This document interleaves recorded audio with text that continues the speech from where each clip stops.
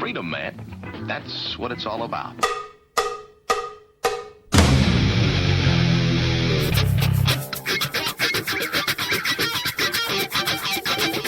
You've got to groove on freedom, like the good book says.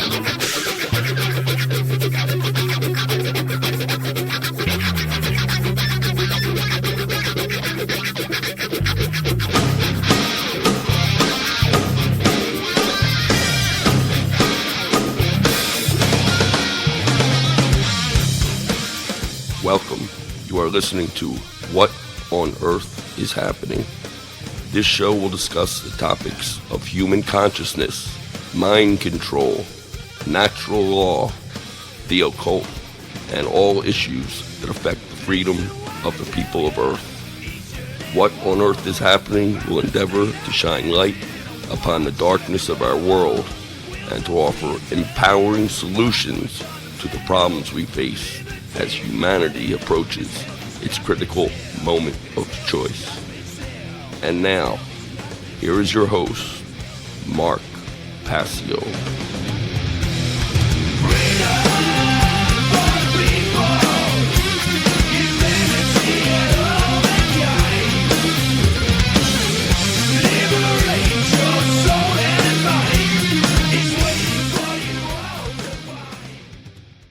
Welcome one and all, you're listening to What on Earth is Happening right here on the Republic Broadcasting Radio Network. I'm your host, Mark Passio.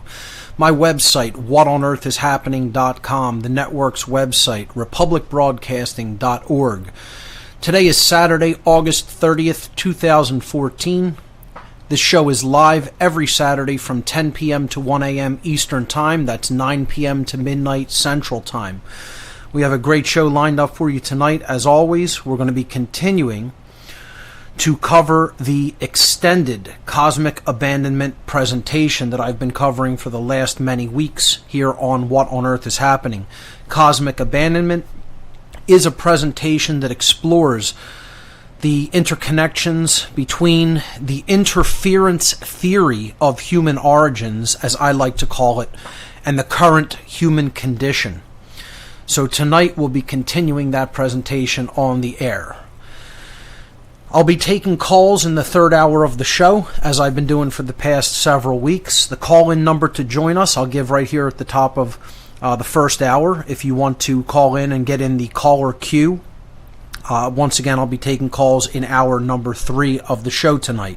The call-in number to join us on the air is toll-free 800-313-9443. Once again, the toll-free number to join us here on What on Earth is Happening, 800-313-9443. I do have a couple of quick event announcements before we get started with the material for this evening. I will be giving a live all-day seminar on Saturday, October 4th, 2014, from 9 a.m. to 8 p.m., called Demystifying the Occult. This will be taking place at the Manchester History Center at 175 Pine Street in Manchester, Connecticut, 06040. There is free parking at the Manchester History Center for those of you who will be coming from out of town for this event. I'll read a brief description of this one-time only live all-day seminar. Mark Passio, the no-nonsense teacher of streetwise spirituality, will take his guests on a journey of exploration, examining the world of the occult and its symbols. What exactly is the occult? Why should you know about it? What kind of knowledge comprises the occult? Who possesses such knowledge and how do they use it? How is occultism different from mysticism? What can the secret language of symbolism communicate? How is symbolism being used in our everyday lives? These topics and more I will explore in this all-day seminar, Demystifying the Occult. In the second half of the seminar, I'll be breaking down some of the esoteric symbolism in the major arcana of the tarot deck as a case study in occult symbolism. Also in this seminar, I just thought I'd mention I'll be going into some NRO symbolism as well. That's kind of like a little added bonus. I'll be looking into some of the occult symbolism of the National Reconnaissance Office, which is a division of the Department of Naval Intelligence here in the United States. Advance tickets for this all-day seminar, only $25. A $25 donation can be sent by check or money order payable to Arthur Capozzi. That's Arthur Capozzi, Capozzi, the last name is spelled, at 500 Monroe Turnpike, Suite 142 in Monroe, Connecticut, 06468. At the door tickets for this seminar, only a $30 cash donation if you prefer to get your tickets live the day of the event at the door. Okay, so that's the first event announcement.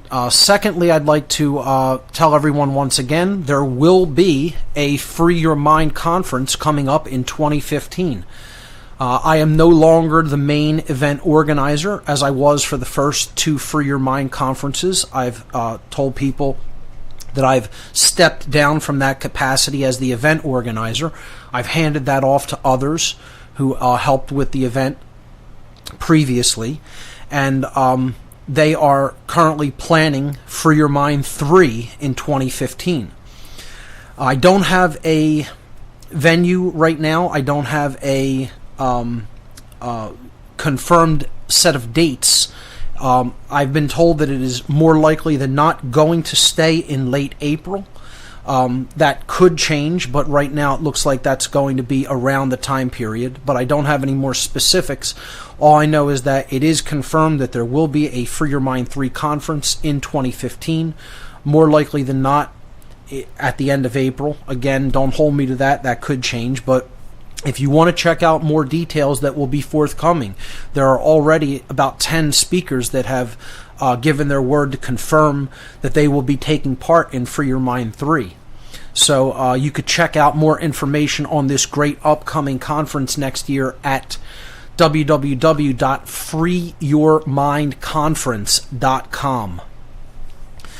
One other quick announcement. There is a donation button on the left-hand side of the whatonearthishappening.com website. If you feel that you've received value from the information that I've shared here on the What on Earth is Happening radio show and on my website through my podcasts and my videos, you could feel free to make a voluntary donation to help support my work so that I can continue it into the future. And with a lot of those donations, what I'll be doing is actually, hopefully by sometime next year, I don't have an exact date on this either, but sometime in 2015, I am hoping to release a book entitled What on Earth is Happening. So every little bit, any donation that you can help out with does help, and it will help to toward those goals. So with that having been said, I do want to mention one other thing real quickly before we begin the information for tonight. I do have a personal commitment next Saturday night, September 6th. So I will not be broadcasting next Saturday, September 6th, live. I'll be having the network host play a rebroadcast of the show next week. I will be returning to the air live on Saturday, September 13th, 2 weeks from today. So I just wanted to mention that right here at the top of the show.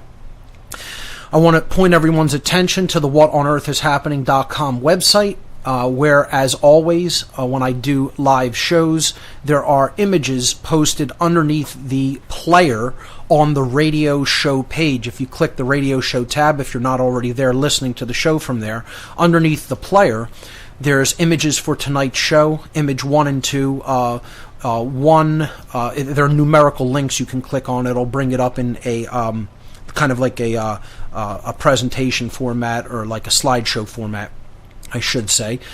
Image 1 was the Demystifying the Occult seminar poster.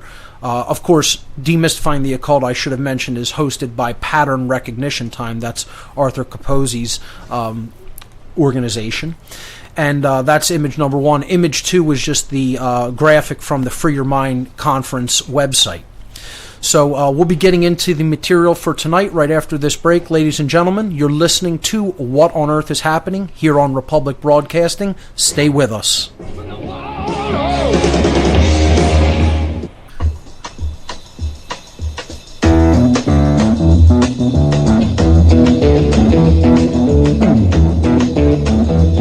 You know the day destroys the night, night divides the day. Try to run, try to hide, break on through to the other side, break on through to the other side, break on through to the other side, yeah. Welcome back, everyone. You're listening to What on Earth is Happening here on Republic Broadcasting. I'm your host, Mark Passio. My website, whatonearthishappening.com. I was telling everyone before the break that underneath the player for on the radio show page of whatonearthishappening.com, you can follow along with the images for the presentation for this evening.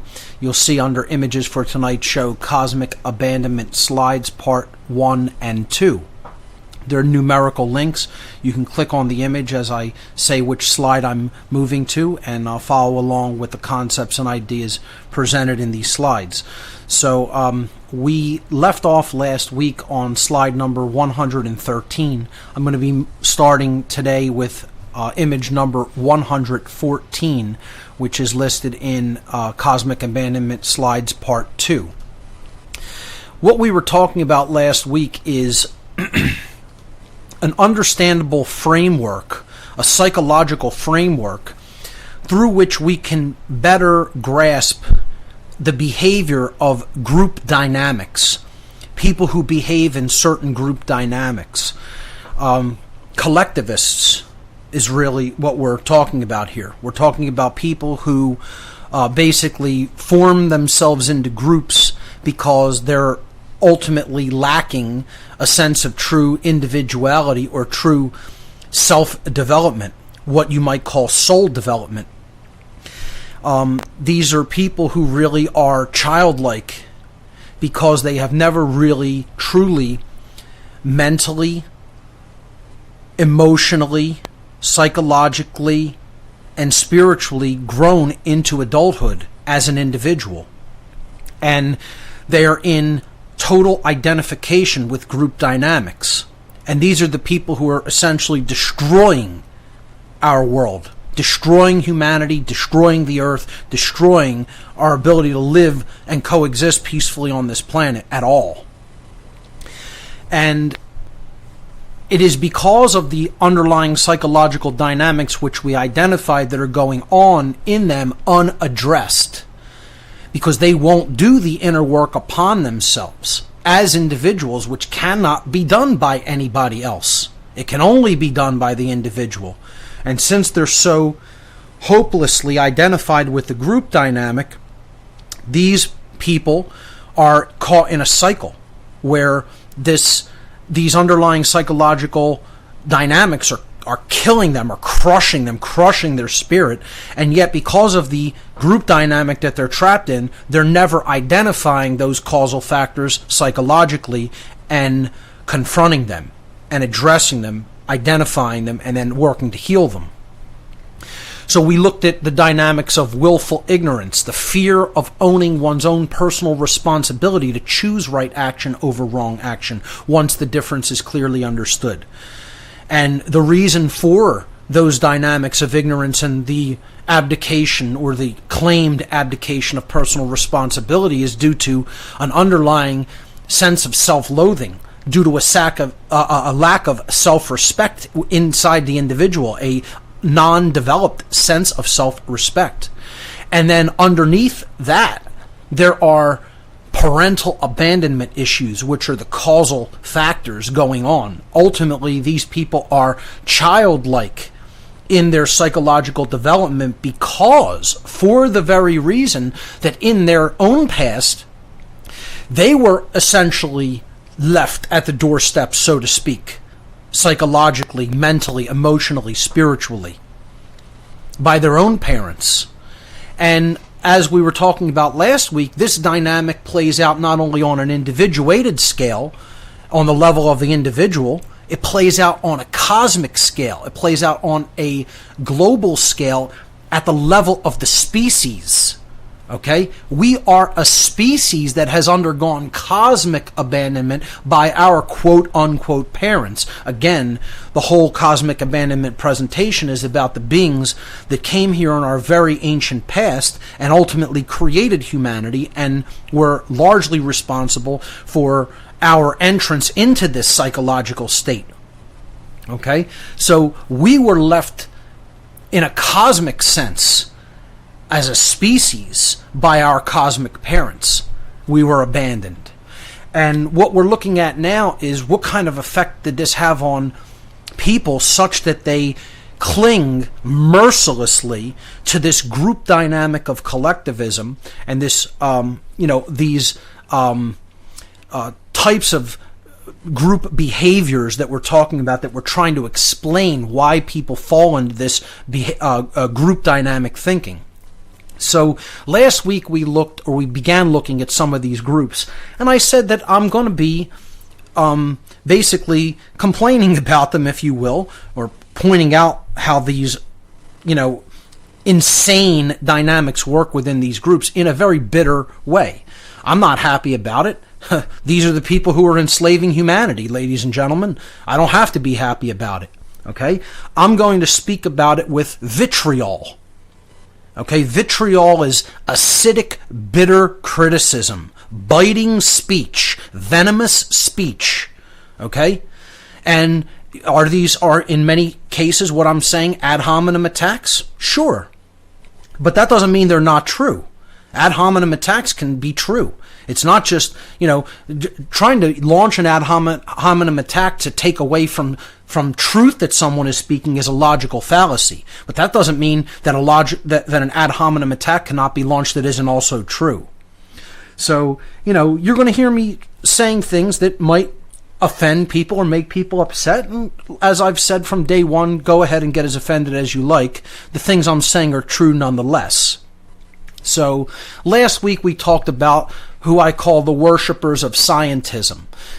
These are often atheists who believe that they don't have a belief system.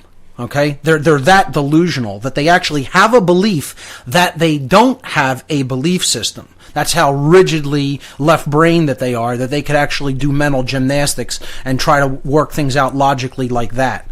Okay?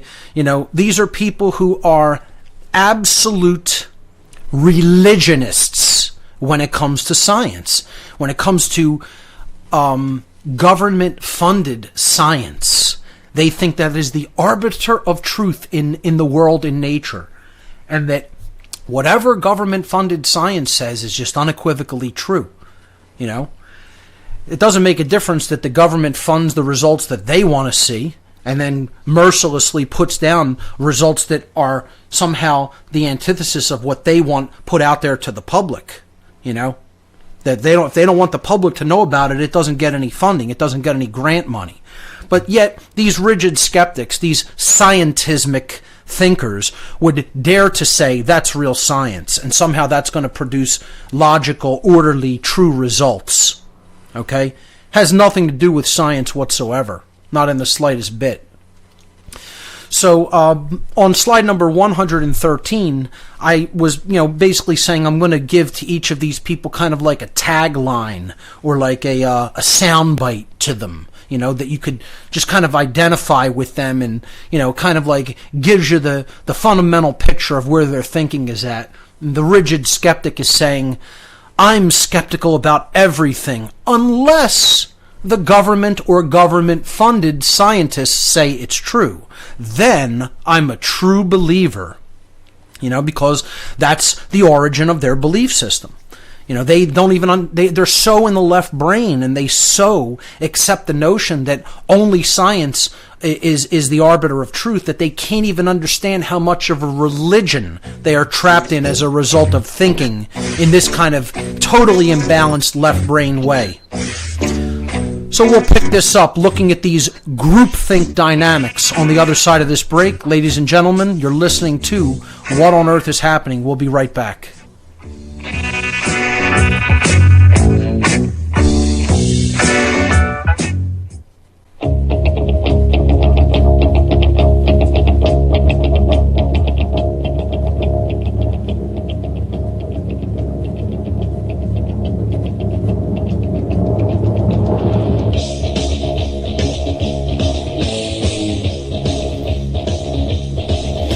Welcome back, everyone. You're listening to What on Earth is Happening. I'm your host, Mark Passio. My website, whatonearthishappening.com. We're continuing the extended cosmic abandonment presentation as we have for the past many weeks on this program. And we are on slide number 114. I'm continuing to talk about different groupthink psychological dynamics and groups who identify with continuing to willfully be ignorant, continuing to willfully attempt to abandon their own personal responsibility, the claim of the abdication of personal responsibility to truly, on your own, know the difference between right and wrong. And it's all a childlike dynamic. And the next group I'd like to talk about that does this are people who are the worshipers of religion. I mean, because look, we've already gone off on a tirade against quote-unquote scientists, people who are rigidly skeptical and left-brain and think that, there is no higher power than man and, only that which comes out of science could ever be true. Quote-unquote science. It's not real science, it's government-funded science that basically puts out the results that Big Daddy wants people to know about and then suppresses everything else. So let's go to the other side of the equation, the blind believers, the ones who have bought into cultural religion. I'd simply call them religionists or, as a little moniker, these are children, pun intended. These are people who are like childish group, collectivist mindset people, okay? They're children. They also haven't grown up psychologically, mentally, and spiritually. I call them children of the quote gods. And when I say quote gods, I mean these are children of these ancient beings who came here and created all the world religions. They created all the cultural religions ultimately. Again, we talked about this in the section called The Story of the Past. Again, this section is called The Story of the Present.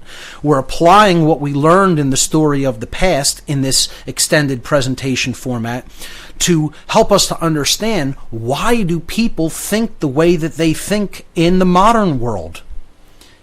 So when we understand that these are children of the gods' stories, of the gods' dynamics, of the gods' religions that they invented, that the quote-unquote gods, the Anunnaki, the Nephilim, etc., invented for humanity to keep them in line and to create a social stratification, hierarchical society that would make humanity fall in line, it would not only divide them, make them easier to control and conquer, it would help them to fall in line and essentially enslave themselves so that they would be much more easily ruled and much more easily controlled compartmentally and hierarchically. All right? It's a strategy that has been used over and over and over and over again. And you could do it with, politics, you could do it with money, you could do it with religion. They do it with all of these things. And people are still not psychologically sophisticated to understand the tactic that is being used against them and has been being used against them since the dawn of humanity. So these are people who really don't want to think for themselves. They want to believe in what they've been taught, believe in what they've been told, not really truly understand the difference between right and wrong. Because let me tell you something, most religionists do not. Most religionists do not understand natural law. They do not understand the true objective difference between moral right and moral wrong. And just by the fact that so many people who believe in religion also believe in government. Right there. That shows you they don't understand the difference between right and wrong. Because government is, of course, based on coercion, based on the claim of ownership of other people, based on the claim that the group of so-called lawmakers are ultimately God, that own other people, that are their masters, and they have some kind of a moral right to issue commands while their subjects or the people under their, quote, jurisdiction have some kind of a moral obligation to obey their commands that they call laws because they wrote them down, whether they have anything in common with the laws of morality or not, And all these religionists actually believe in this thing called government. Right there, that proves outright definitively proves that they do not know the difference between right and wrong behavior, because they're supporting coercion and slavery by their very belief in government. So that's all you really need to know about religionists. You need to ask them one question: do you believe in the validity of government, period? And if the answer is yes, you immediately know they don't know the difference between right and wrong. Right there. Their religion has taught them ultimately nothing about morality. Because they're children who want to believe in something, to believe that there's something out there watching out for their better interests, that loves them and cares about them. That all they have to do is somehow prostrate themselves before that force, and somehow it's going to magically take care of them and absolve them of all their responsibility to learn and grow for themselves. No, because that might require effort, reading, personal work, inward introspection of the self. We can't do any of those things. God forbid. That might involve work. Can't have that. It's all about just a belief system. It's all about what you believe. You believe this and then suddenly you're saved. It's the biggest crock of garbage that has ever been peddled to humanity. And it was peddled by humanity's creator, quote unquote. These sick, twisted beings that ultimately came here and made a slave race. That's who peddled us this garbage called religion. And all these people, these children, still believe in it. A bunch of children is all they ever have been, are now, and ever will be for as long as they continue to have these beliefs. They don't want to know truth. Truth is a dirty word to these people, just like it's a dirty word to most scientists. All the left-brain atheists, they're just as utterly retarded children as these people are. So let's throw the insults, the ad hominem attacks around equally. Okay? We won't spare anybody. Okay? We'll distribute all of the vitriol equally amongst both the left brain imbalanced and the right brain imbalanced. Okay? Because these are the people who are continuing slavery. So they both richly deserve it, just as much as the other group. And again, you have to understand, folks, it's not just all about just, lashing out. Okay? I could make it sound like that and dress it up a little bit like that for effect. But the point here is these are sick people. These are mentally ill people. These people are just as mentally ill as those left-brain scientism worshippers. Okay? They're just as childish. They're just as in need of help. Ultimately, these people need help because they're not well. They're spiritually sick. This is a spiritual illness, just like the scientism worshippers have. Okay? It's just a different form of brain imbalance. Ultimately, it means that the soul is sick within these people because they don't even understand what real spirituality means, what it really means to be a spiritual moral being. It means to not believe in anything. It means to know the truth about morality. Not to accept some dogma based on some, somebody's arbitrarily chosen guidelines that may or may not have anything to do with real morality, with moral law.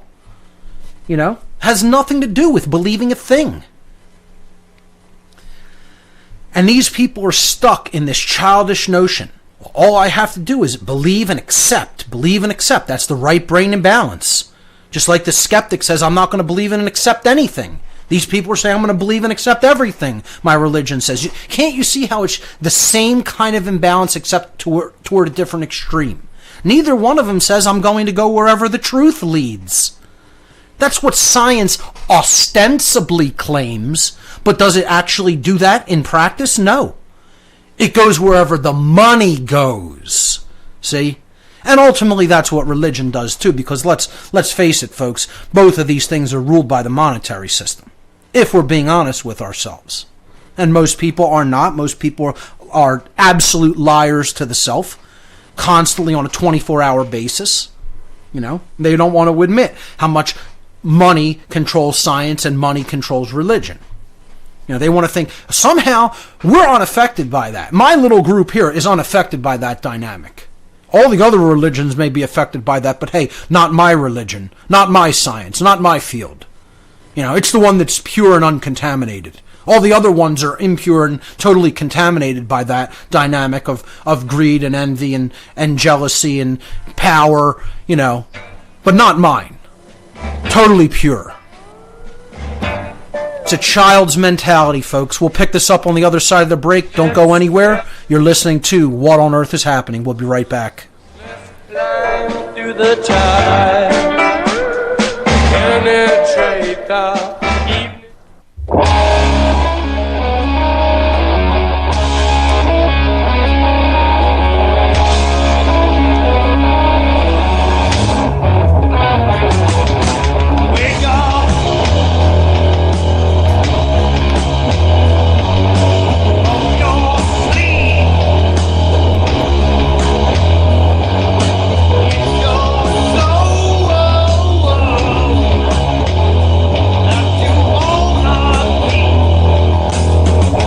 Welcome back, everyone. You're listening to What on Earth is Happening here on RBN.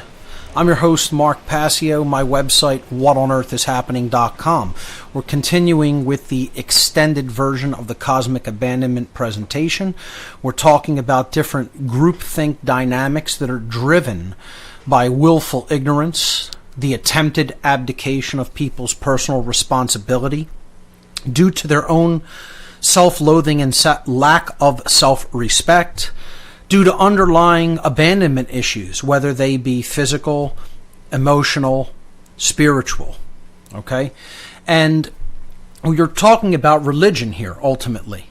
Okay? It's all about religion. It's all about false belief systems that drive people's wrong thinking.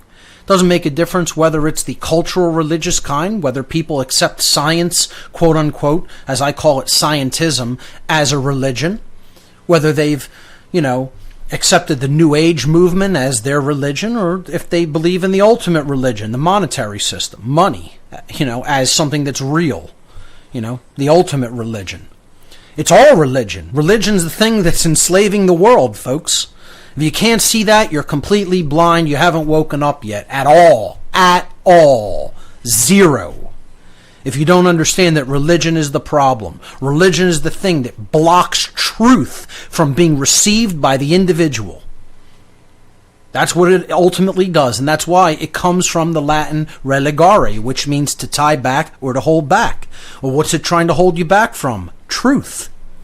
It's exactly what all religion is trying to hold people back from, whether it's the cultural form, the scientismic form, the New Age form, or the monetary form. Or, hey, we forgot one. We're going to get into this next. How about the government form of religion? That's one of the biggest religions in the world, the religion of authority. I'd say that's probably the second biggest religion on earth. Next to money.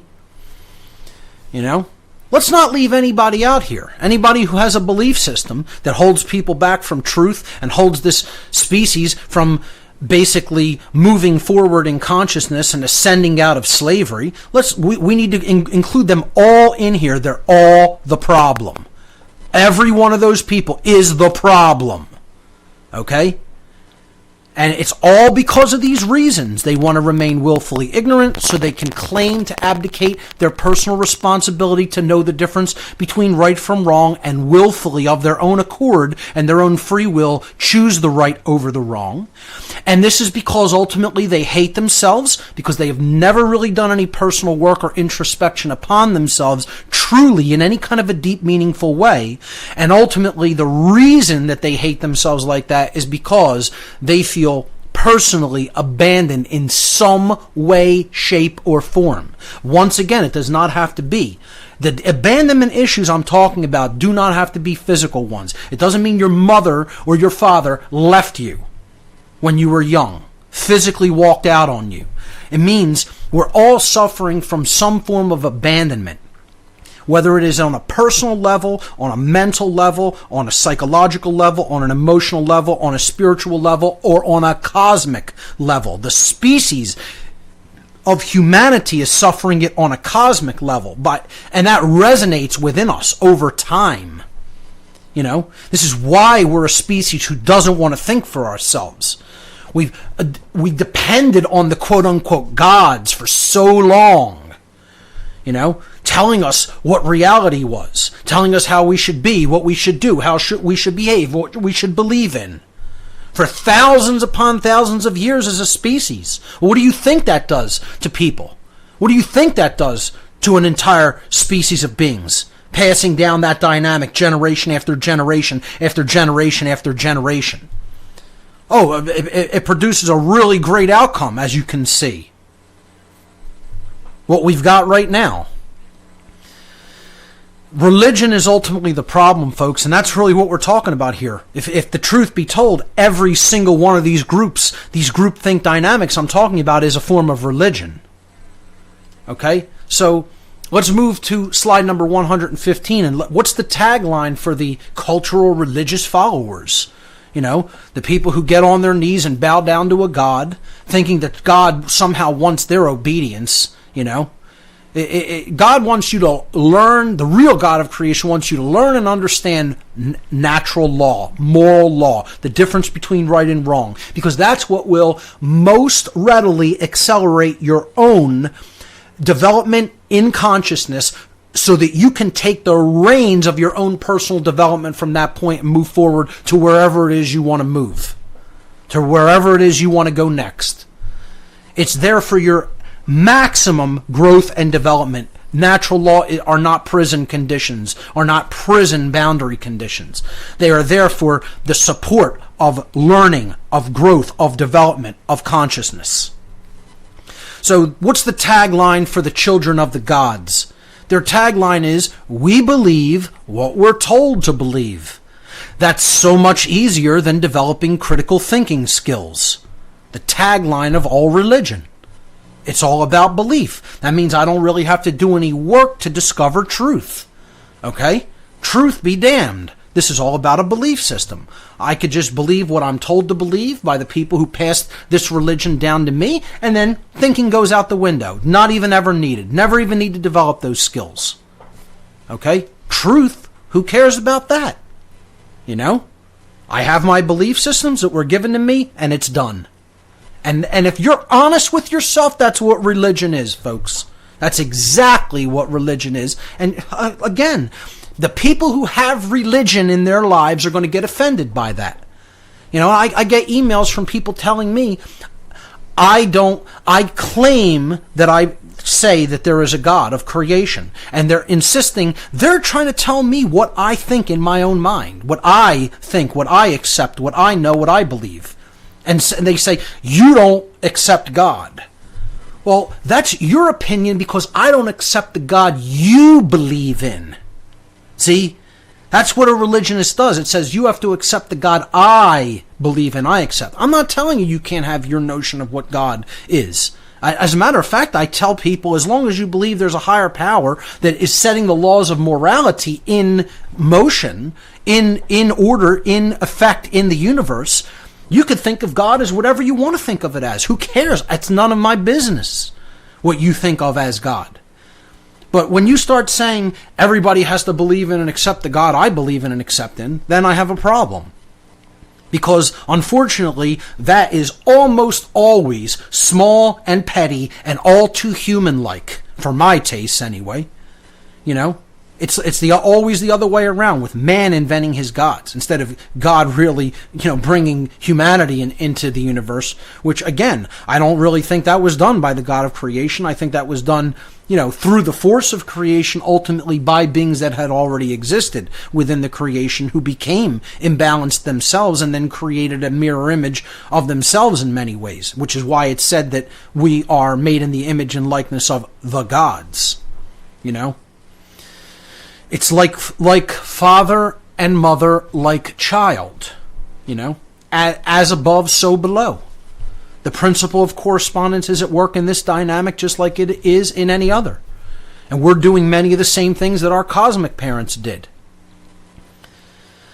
So let's move on and look at the next group dynamic that we want to talk about here, and this is government, or what I call belief in slavery, support of slavery. Okay? People who believe in government are supporters of slavery. If we stop euphemizing, saying I think government, there is legitimacy or validity to it, is a euphemization. Euphemism means a word that you use to describe something to make it sound better than what it really is. That's what a euphemism is. Okay, you can look up the term euphemism. All right. It's just saying, it's calling something by a different name to not make it sound so bad as it really is. So when people say, I believe in government, what they're really saying is, I support slavery. And let me just say that again unequivocally. And this is not my opinion. This is 100% eternal truth if you understand what government is. When somebody says, I believe in government, I think government is legitimate, I think government should continue to exist, what they are 100% definitively saying, whether they are aware of it or understand the truth of this or not, is that they believe in slavery. And that they support slavery, and that they think slavery should continue to exist, and is somehow legitimate. We'll pick this up on the other side of this break, folks. You're listening to What on Earth is Happening. Don't go anywhere.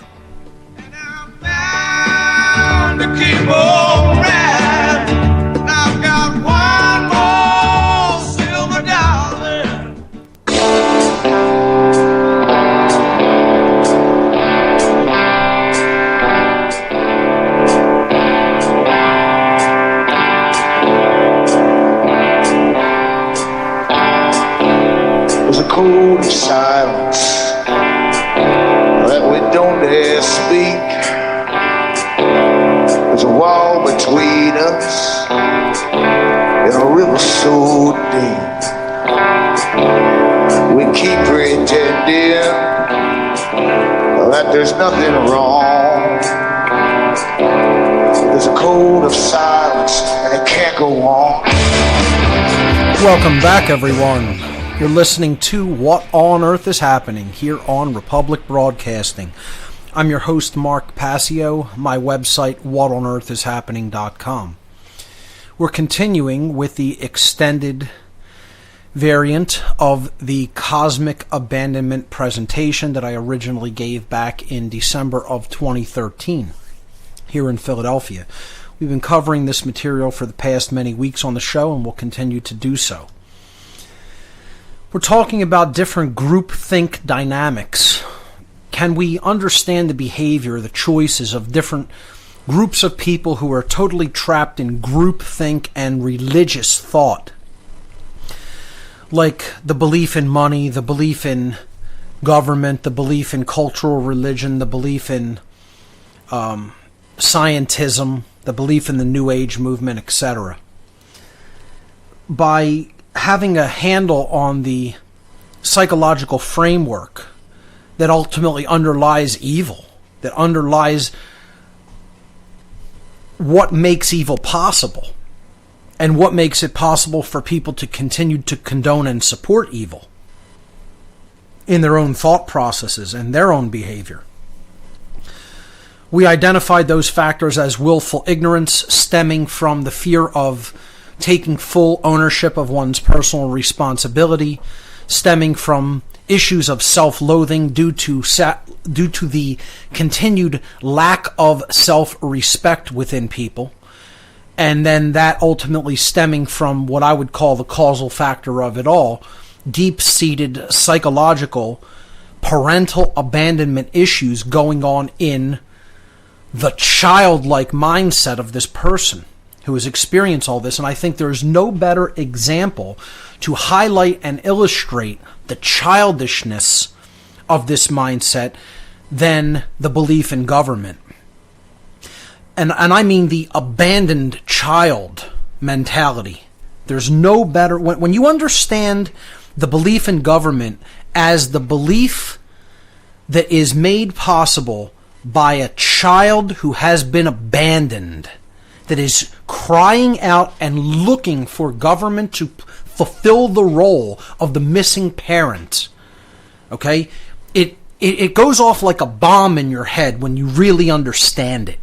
Okay? If you can really psychologically grasp this dynamic, you'll be so much better and more enlightened for it. Okay, when I've explained this to some people, they've said it made so much sense to them that it was like an epiphany, like a grand epiphany-like awakening in their mind. That yes, this is what government actually is in people's minds. It is the proxy of a missing parent that is being filled in psychologically by the person who is the believer in this entity that we call government. So let's just start looking at this from different political perspectives. I understand the left-right political perspective is an illusion. It's all the same thing. It's all slavery, as we've said many, many times on this show. I get that. Our listeners should get that by now. Okay? But if you just look at why people break down into largely two groups, okay? And you have people on the left-wing side, the Democrat, the political left, so to speak, and then you have people on the political right, the conservative, the Republican, whatever party we're looking at it from the perspective of the dual two-party illusion, which is at work everywhere throughout basically the world that props up this false left-right paradigm political system in the whole Western world, essentially. Okay? There's always two major parties that come to prominence and then war against each other. Well, there's a reason there's not more than two. There's a reason it always ultimately comes to largely two parties. That's because there's only two parents, a mother figure and a father figure. So each party is ultimately playing the proxy role psychologically of the parent, the missing parent in the relationship between the parent and the child. So we can illustrate this when we look at the people in the groupthink dynamic of belief in government, who I call not only just believers in government, but supporters of slavery, as I illustrate here in the first slide in this section in slide number 116. So we're going to look at the left-winger, okay, of the two-party political false left-right paradigm system. We'll look at the left-winger, also called the liberal or the Democrat or the neoliberal, however you want to break it down. It doesn't matter. These are just words. It's just, all describing the same basic dynamic going on at work in the mind, regardless of the name you call it. What does this type of person that is totally trapped in this kind of groupthink want? What are their motivations? What do they want government to be? So you have to ask, to understand the psychological dynamic going on inside a person's mind like this, the question that has to be asked is, as a believer in government or a quote-unquote supporter of slavery, what do they want the controlling dynamic, the government, to be? What is it that they want from government? What are they always asking for government to do? Well, what does a left-winger in politics want government to be? What do they want it to do? They want it to tax everybody more so that it can redistribute wealth, so that it can provide for things for people, to act as a caretaker for people, to do things that people should ultimately be doing for themselves, to essentially be something that the people can be dependent on. See, they don't want independence. They want the people to be dependent on the government. They want the government to be the people's caretaker. They want it to provide services for people, for it to be the thing that ultimately takes care of people in every aspect of their lives from cradle to grave. That is what the political left-winger, Democrat, liberal, neolib wants, if we're being honest with ourselves. This is the role they want government to fulfill in society. So they're asking for it to be essentially the caretaker of the people, the caretaker of society, the one that nurtures and cares for the people like a mother, like a nurturer, an archetypal mother figure. That's what this political party or persuasion ultimately wants government to be, and the services it wants it to provide.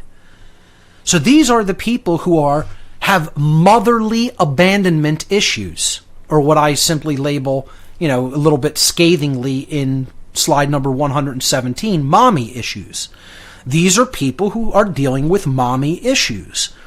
The people who are more toward the left-wing Democrat liberal persuasion are ultimately psychologically dealing with motherly abandonment issues deep down inside. And what they want government to be is the role of the missing parent in the form of the archetypal mother figure, because they want it to be the caretaker and nurturer of society, who ultimately provides for society's needs. They don't want people to be adults independent on this other nurturing entity that somehow is beneficent and wants to provide for people, wants to care for them, don't you know? That's what government wants. It isn't there to control us. Mommy's not there to control us. Mommy's there to care for us and give us everything we need whenever we need it. Don't you know that?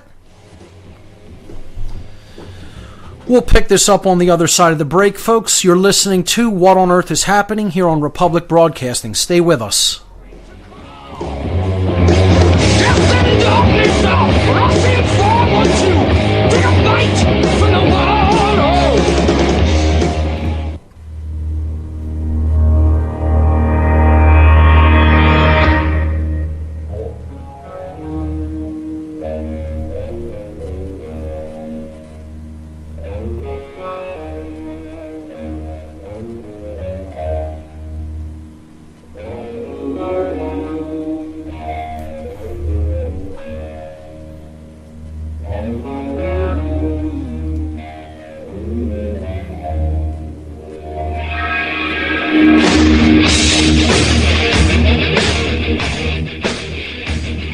Welcome back, everyone. You're listening to What on Earth is Happening here on RBN. I'm your host, Mark Passio. My website, whatonearthishappening.com. And in the last section, we were talking about the believers in government, the supporters of slavery, as I call them, to stop euphemizing the term government. As people who are ultimately playing out deep-seated psychological parental abandonment issues through their creation of a proxy. See, this is what is done psychologically when something is deeply missing and the person doesn't have it in their lives. They'll create a proxy for it external to the self, to look toward this external power, to be that thing that they're missing in their own self, in their own lives. So that they may have been lacking in some form. Doesn't even have to be physically. The parental figure of the mother, the nurturer, the caretaker, in some form in their lives. And therefore they want government to fulfill that role. They want an external power to come in and act as a proxy and take on that dynamic in their lives. And so this is what the political left always does. They want government to be the caretaker of the people from cradle to grave. These are the people with motherly abandonment issues. Once again, does not have to be physical absence of the mother. It could be emotional abandonment, mental abandonment, spiritual abandonment, not actually caring for the inward needs of the child.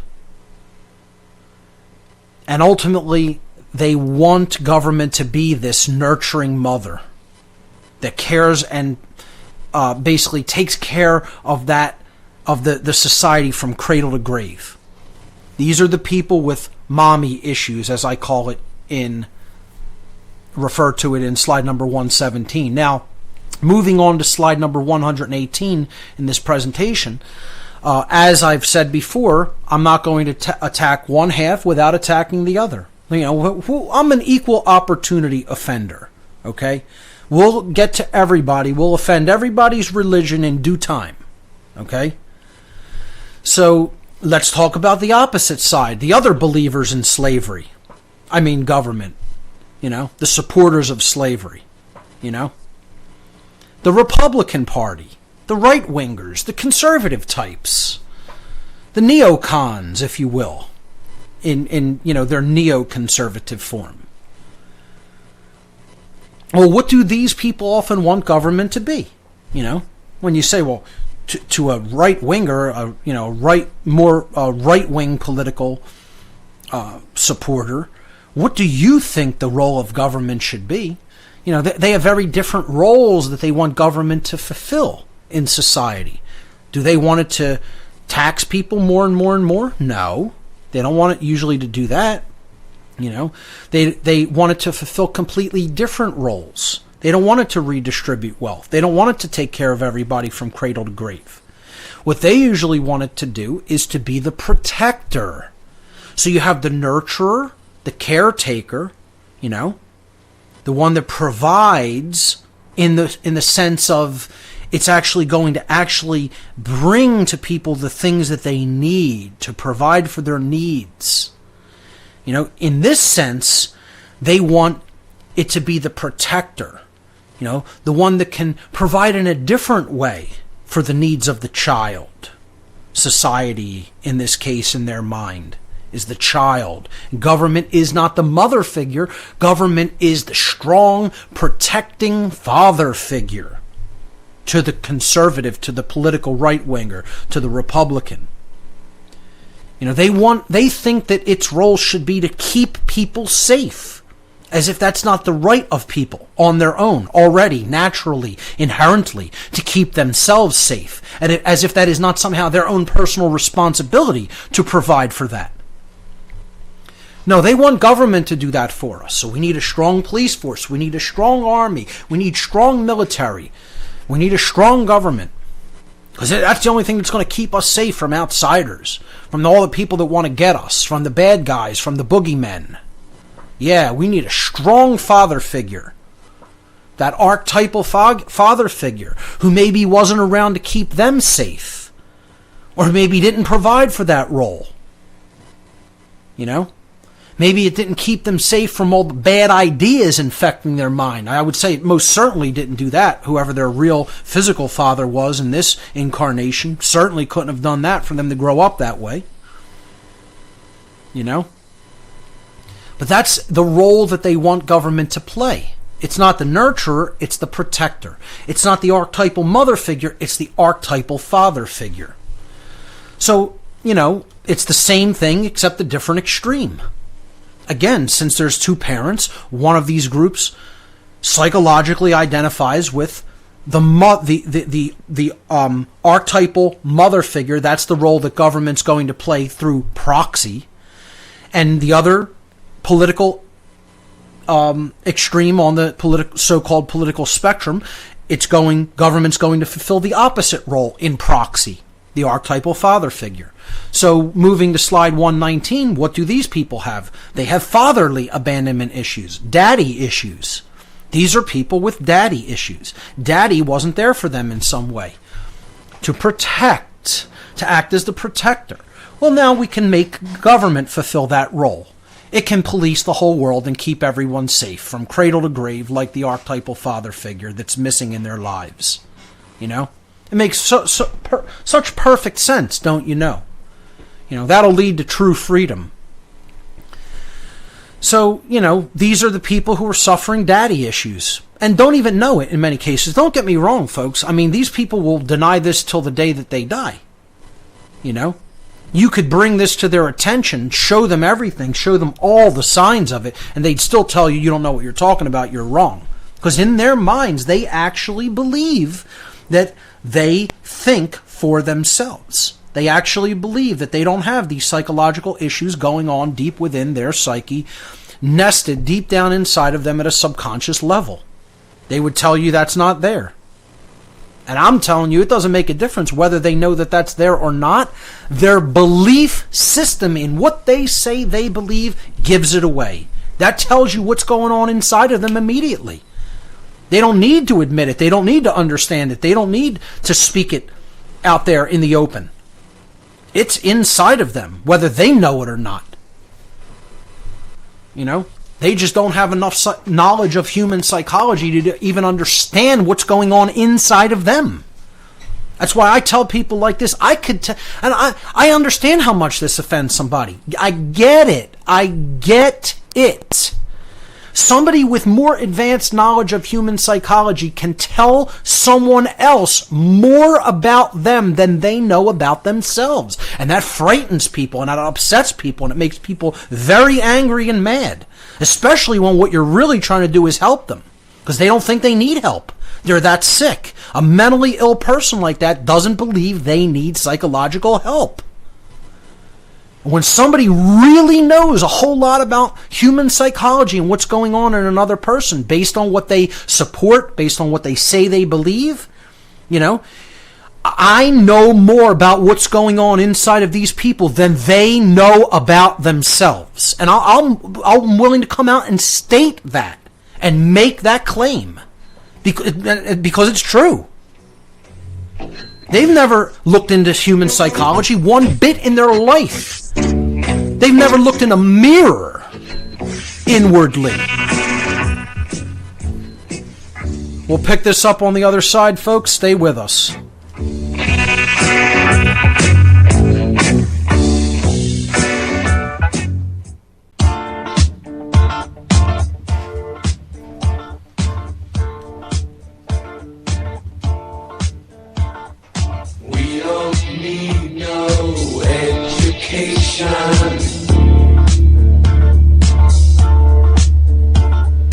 We don't need no thought control. No dark sarcasm in the classroom.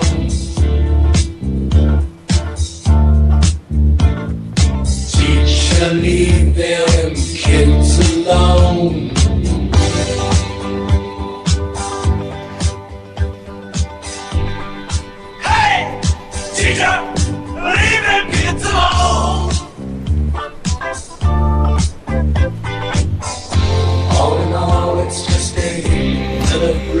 Welcome back, everyone. You're listening to What on Earth is Happening here on RBN. We're continuing with the extended cosmic abandonment presentation. We're talking about the psychological dynamics that underlie the thinking that goes on in different group dynamics in the human species. And we've been talking about believers in government, whether they be of the left-wing or right-wing persuasion. They always want more of it. They always want it to somehow act as the parental figure in society because they have this poisoned worldview that people somehow can't take care of themselves, or that our society would be completely chaotic should the people of this world not actually remain slaves and actually take charge over their own lives. What they are supporters of slavery, whether they understand that or not, or anyone else does. That's the truth of the matter. And they all have psychological abandonment issues underneath the surface, nested in the subconscious mind. The left-wingers, the political liberals, the Democrats have mommy issues going on under the surface, while the right-wingers, the Republicans, the so-called conservatives, have fatherly abandonment issues, daddy issues going on under the surface. But, we've left a major group out of this, the minarchists. Don't you know there is such a thing? Yeah, there's such a thing as believing in only a little bit of slavery. Yeah, you can believe in that, the libertarians, the constitutionalists, the minarchists. I used to go really light on these people, and not really anymore, because enough information has been put out there about what government really is through coercion and violence. And if you say that you believe that there should be rulers only a little bit, you're still a supporter of slavery. Whether you want to admit that to yourself or not doesn't really make a difference.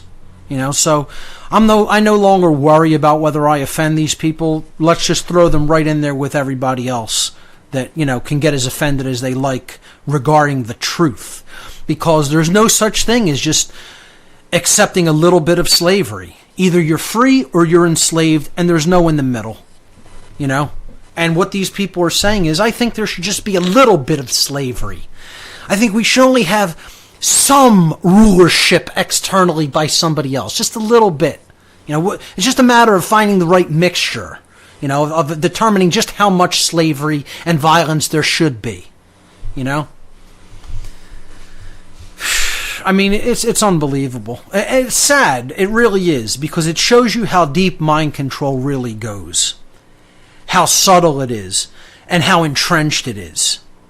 It's so entrenched, people still can't recognize when they're under it, And what I say that these people are really doing psychologically is that they're identifying with other people's parents. See, they're saying, wow, Jimmy's parents don't beat Jimmy the way my parents beat me.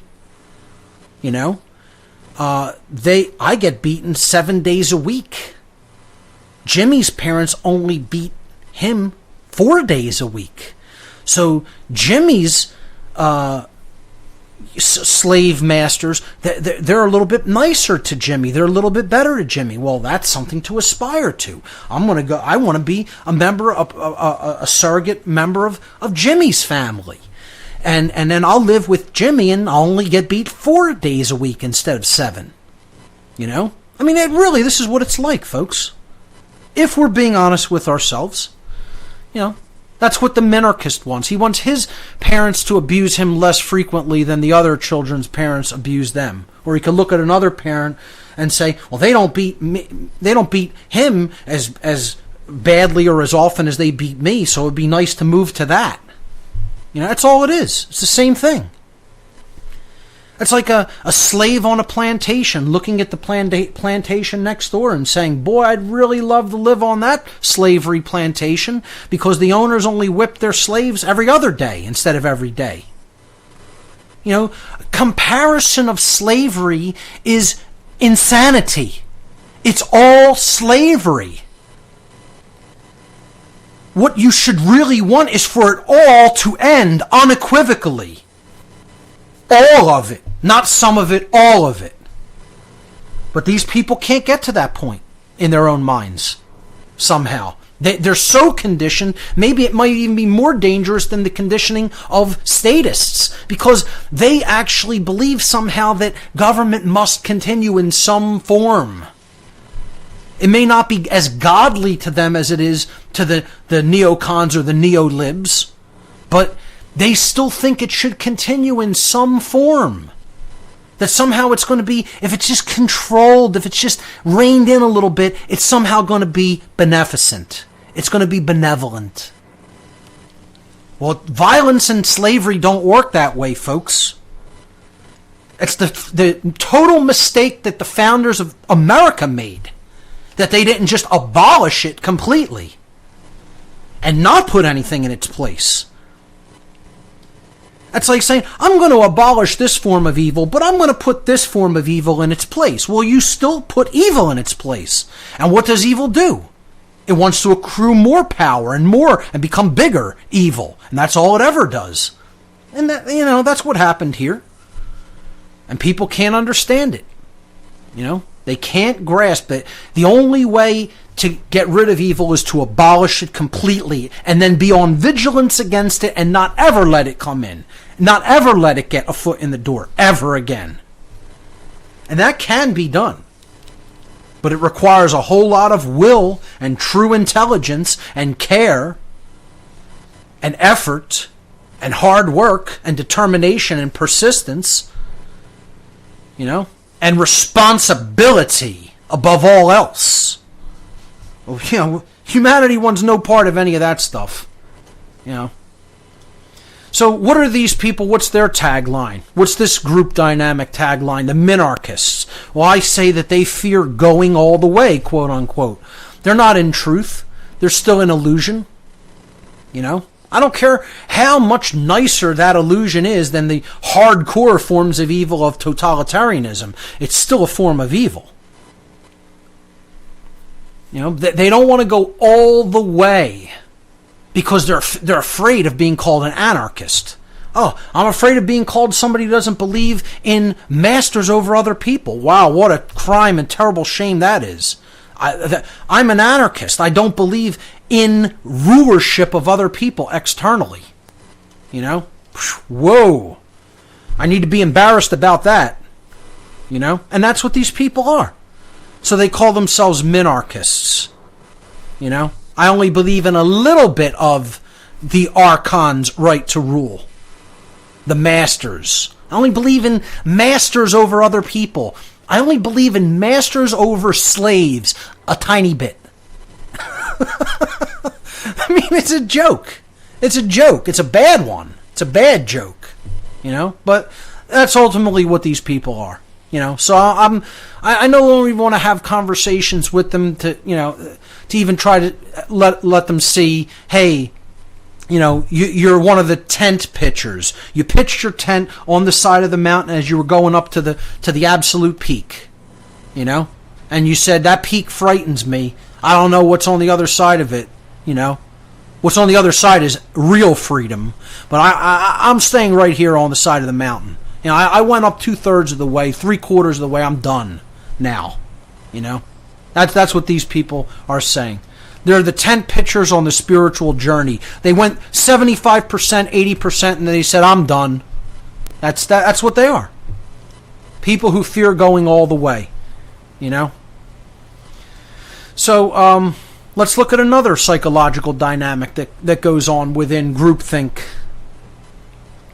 The groupthink hordes, okay? You know, we're looking at different, you know, sects of the horde groupthink dynamic going on in humanity.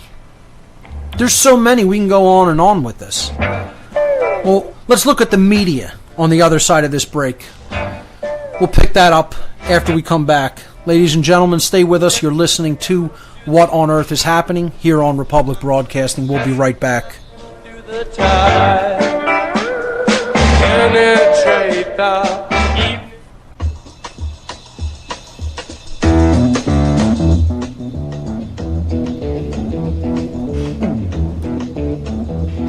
You know the day destroys the night, night divides the day. Try to run, try to hide, break on through to the other side, break on through to the other side, break on through to the other side, yeah. Welcome back, everyone. You're listening to What on Earth is Happening here on Republic Broadcasting. I'm your host, Mark Passio.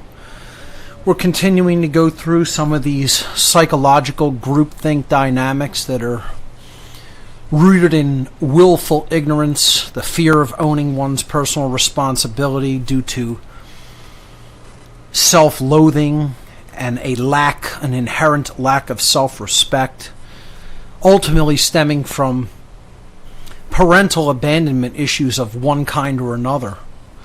And the next group we were about to discuss is the mainstream media, the people who actually work as professional liars, paid liars, to put out government propaganda, you know, and to be repeaters for the state.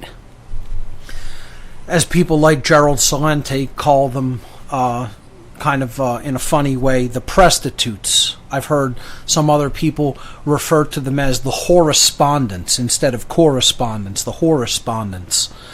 And it's true. I mean, that's what these people are. They are paid, lying whores that have basically put themselves out there for money to lie for other people. And that's all they are. And some of these people are actually delusional enough that they actually believe in their sick, twisted way that somehow they're giving people accurate information or telling them the truth. I mean, it's an even bigger joke than the minarchists, if you ask me. You know, these people absolutely have no self-respect whatsoever, will do anything for a paycheck. You know, as it says here in this little meme, you write what you're told. Thanks, corporate news. We couldn't control the people without you. You know, Big Daddy, you know, telling them, here's what you do. You do this. I'll reward you. You know, just like a child.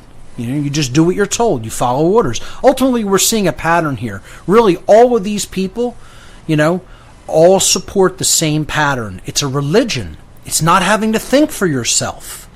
That's what religion is all about, folks. Not actually using your own inherent, creator-given ability to discern and to judge and to understand the difference between things for yourself. No, we can't do that because that involves work and effort and patience and persistence and willpower and care, driving it ultimately. We can't have that.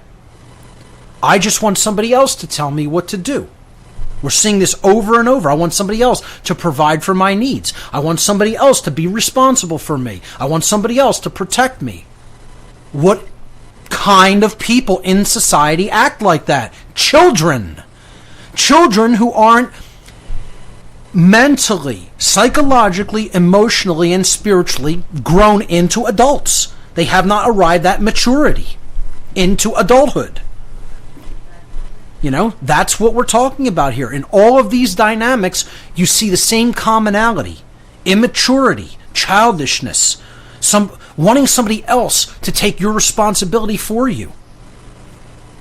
Wanting to be told by someone else what to do so you could just do it and then be rewarded for just doing it, for just following orders, for just going along. And the mainstream media is no different. Their tagline, I'm too much of a low-life coward to tell the truth, because that's all these people are. They're cowards. One and all. One and all. I'm too much of a low-life coward to tell the truth, says the mainstream media so-called journalist prostitute. I repeat lies for a paycheck. That's it. That's all they do. Paid repeaters. The next group of groupthink dynamic that constitutes a religion and another childish mentality, the New Age movement, the New Agers. I mean, I've attacked these people ad nauseum through my New Age BS presentation and my Streetwise Spirituality presentation and seminar. I mean, my little quote tagline for them is the hopelessly naive. These are the people who are so right-brained and balanced, they think everything's okay in this world. They think you just need to meditate and make yourself accept all the evil. Just stand down, accept everything, it's all good. It's all just an experience. There's children being raped and murdered. It's just an experience. Oh, somehow maybe their karmic debt from a past life warrants that treatment. So they're going to sit back and do nothing to stop it. Oh, slavery is somehow warranted. It should be allowed to continue. It's all super over-the-top feminine imbalance. They don't respect or understand or acknowledge the sacred masculine part of the dynamic of awakening, of enlightenment, where both of those dynamics need to be in place, the sacred feminine and the sacred masculine. They don't have that developed. This is an imbalanced child. The children of religion are all imbalanced toward the right brain. And these people are no different. Many of them don't have any social boundaries because they're so right-brained.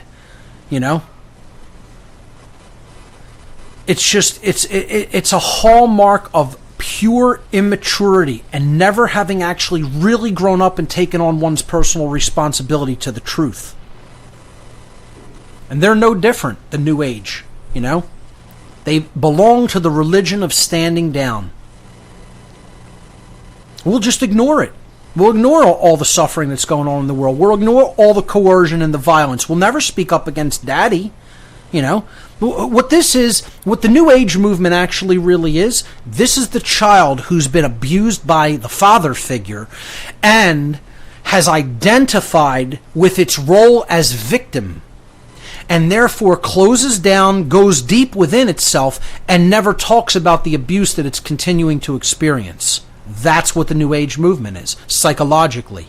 If you just think about what I just said there, listen to it, think about it, Ask yourself how much sense this makes. If you compare the New Age community to a child who has been abused relentlessly, and they feel that they are powerless to actually rise up and challenge the abuse directly with the sacred masculine dynamic and say, I will not be abused anymore. This will stop by any means that I need to use to make it stop. Okay? They won't do that. They're the abused child who sits back and says, I don't talk about the abuse that comes from daddy. I just accept it. I accept I can't do anything about it, and I take it, and I go within. I make a little world for myself inside my abuse, like partitioning off, a section of the personality or the brain, of the mind. And I'm just going to stay in this little partition and pretend that all that abuse isn't really going on, or that it doesn't matter. If you think about it, that's exactly the dynamic that the New Age movement propagates. That's exactly what they're doing. It's an abused child that never wants to stand up against its abuser because it has identified with the victim role and believes somewhere down in the subconscious mind it always must be that way and I have to accept it. So they're silent on all the coercion and the violence of this world. We don't talk about their tagline on image number 125. We don't talk about the abuse that mommy and daddy put us through. If you ignore it, it goes away on its own. Don't you know that?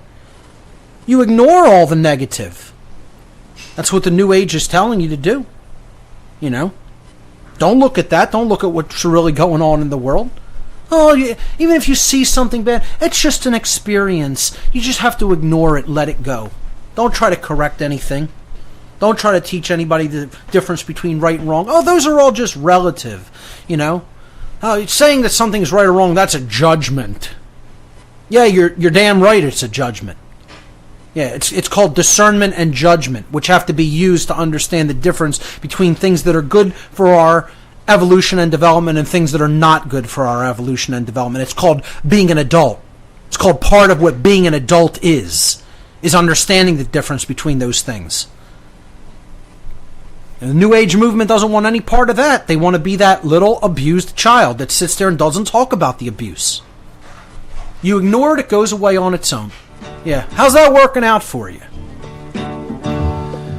Ladies and gentlemen, your calls on the other side of the break. You're listening to What on Earth is Happening here on RBN. Don't go anywhere.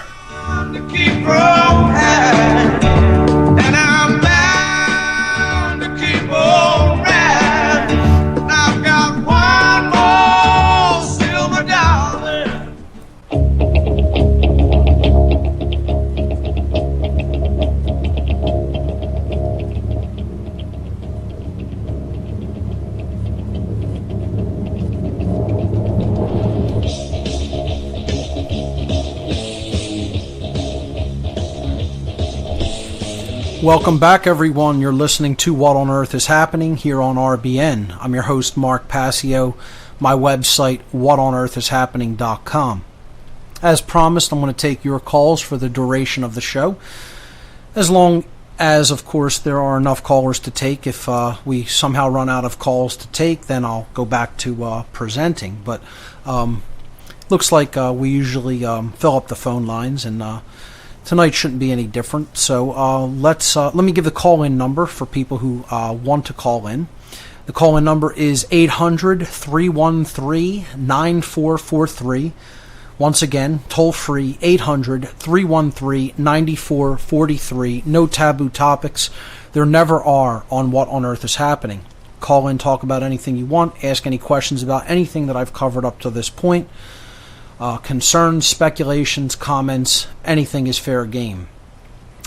So, let's go to the phones and let's hear from Josh in Virginia. Josh, you're live on What on Earth is Happening. Welcome to the show. Hey, Mark. Thanks for taking my call. Sure. I'd just like to touch on the topic of cremation of care. Yes. And I think it's done almost daily by people, even in the liberty movement, who, when they speak the words, "What can I do?" Yep. Like you say, it's victimization, and it's self defeating. And what you're doing is saying that you are powerless and you are hopeless. And the truth of the matter is, if you would just listen to the inner spark, the divine nature of oneself, you would know the truth. And if you had the courage to take actions that align with that, then there would be no, things would evolve as they should. That's right. And I think it's a shame that people have become so, under this mind control, because it is true, from birth we are taught to live a certain way in a certain system that denies what we truly believe for ourselves. And if we could only get in tune with that energy, then we might be able to live in a prosperous, bountiful world that is unlimited. And the whole neurosis or the psychological abuse that humanity, like you've been talking about in the cosmic abandonment series, has taken, I mean, it's almost insurmountable. And we are a long ways from evolving to our true potential, which could be limitless. Absolutely. And that is the true gift that we are given. And to deny that, it hurts. I mean, I woke up crying the other morning. I mean, just at the state of the world. I mean, yep. And it's hard. It's hard to even deal with the depth that humanity has fallen to. Josh, these are really words of wisdom. Very profound what you're saying, because our potential is so great. We are not powerless. We can make change happen. We can affect things in this world, through our free will. And what you're saying really resonates with me, and I find to be very, very true. If I say to people all the time, if people really knew who and what we were up against, there is no way they would not take any action.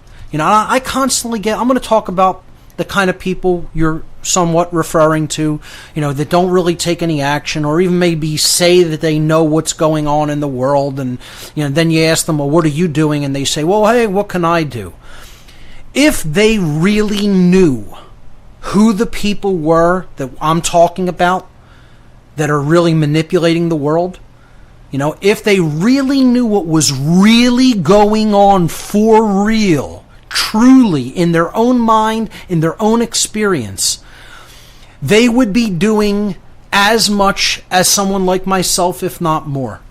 Because there's no way you would sit back and not take any action. I constantly,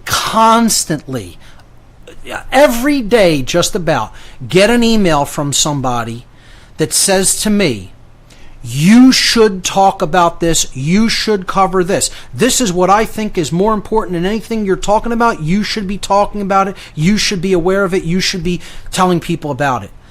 And I say to people, if you really think that's important, what are you doing to get that message out there? I'm going to talk about the things I feel are the most important for people to understand. If you think something else is more important than that, and you have knowledge of it, by all means, please go and put that out there to the world in the way that is the most distributed and free, so that most people can hear about it. I get people who email me and say, I know more about this, and that than you do. Well, that's wonderful. I never claimed to be an expert on everything. I never claimed to have knowledge about every single aspect or facet of what is taking place in the world. I consider myself a generalist that has a little bit of knowledge about, try to have a little bit of knowledge about as much fields of interest as possible, so that I can understand how they are interrelated and how they are all affecting each other. I ask people, well, if this is what you've studied, right? And this is what you know a lot about, and you think everybody needs to know more and more about it. I type the person's name into a search engine, or I ask them themselves in their email that they send to me. I write back and I'll say, could you please send me your site that you've talked about this knowledge and this information? Where have you covered it? Instead of saying something to me in this long-winded email that I have 10,000 of, that I'm probably never going to get to read the whole thing, okay? When I look for information, I don't do it in my email box, okay? I want a link where it's archived, where I can go and I can get in-depth knowledge on it, okay? You do that, there's a methodology of doing this in the modern world. It's called the internet. Maybe people have heard about it out there, you know, and you put knowledge up on boards and websites, or maybe you write a book, okay? You know, books are still out there too. People are still writing those, you know, and I ask people, well, where is all your knowledge about this? What are you doing to share it? And you know what always comes back? It's the same thing every time. It's a shame, because I'm expecting something different still. I'm expecting somebody to come back and say, oh, I'm sorry, I forgot to attach my website address in the first correspondence with you. I forgot to tell you about my book. Here's the link on Amazon or on Barnes & Noble or whatever. Okay? It never happens. It's always the same thing with the people who want to tell you what you should be covering. It's the same thing every time. It's a big goose egg. It's a big naught. Nothing, zero. You know, they never put themselves out there, because it has everything to do, Josh, with what one word you mentioned, that this is all ultimately about. Courage. Right. Courage. Courage to put your own name out on the line. Mark Passio is my given name, my given birth name. I don't use any aliases, okay? I have put my address out there in a presentation that I've done in the past. I don't care who knows what I'm doing or saying. I'm not going to run. I'm not going somewhere else. I'm staying right here, and I'm going to speak the truth. And people write to me about other things. They say, how can I get spiritual protection? What candles do I have to burn, Mark? Should I buy certain kinds of incenses? Should I have certain statuettes or certain symbols around me? No. Where spiritual protection comes from is standing in the truth in your own courage. That's the shield of protection. It's not going to come from anywhere else.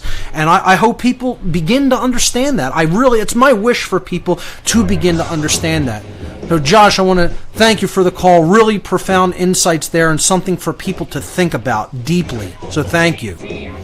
Ladies and gentlemen, stay with us. More of your calls on the other side. We'll be right back.